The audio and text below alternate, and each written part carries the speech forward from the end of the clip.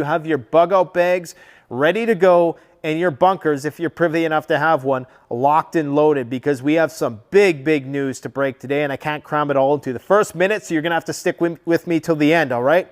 Now, we have Russian warships armed with hypersonic nuclear missiles parked just off the east coast of the United States. I repeat, Russian warship armed with hypersonic nuclear missiles, just like Medvedev threatened 2 weeks ago, apparently now is a reality, according to my sources, which I will disavow towards the end of the video. I give full credit where credit is due, and there's a YouTube channel who disseminated this information first, and I plan on giving them full credit for doing so in just a minute. They also talked about how there was a Russian warship that's been just off the Hawaiian coast, 24 miles, in fact, in accordance with international law. You have to be 22 miles away from any nation's coastline if you're a military ship, and that is, in fact, mainstream news. So Russian intelligence is collecting some sort of information or doing some sort of recon mission out there. We also have this data point. Russia is now engaged in a real war with the West, according to the Foreign Minister, Sergei Lavrov.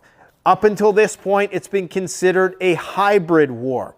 A hybrid war is called fifth-generation warfare. In fifth-generation warfare, this is a way for nuclear powers to fight with one another without it going to the strategic level. Because once two nuclear powers engage in a conventional war, a direct war that's not a proxy war with one another, the risk of it escalating to the nuclear level is high. That's when we're talking DEFCON 2, DEFCON 1 stuff. Up until this point, it's been cyber attacks, it's been a culture war, it's been a media war, it's been maybe some attacks on the grid and critical infrastructure, but it's about to get hot.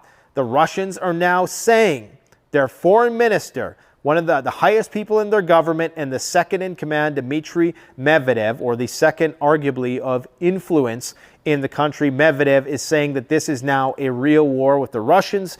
And War News 24/7, who are very accurate in their predictions, has come out and said that intensive war preparations are taking place in the capital of Russia, as we've talked about for the last few days, setting up all the anti-aircraft batteries on top of Moscow.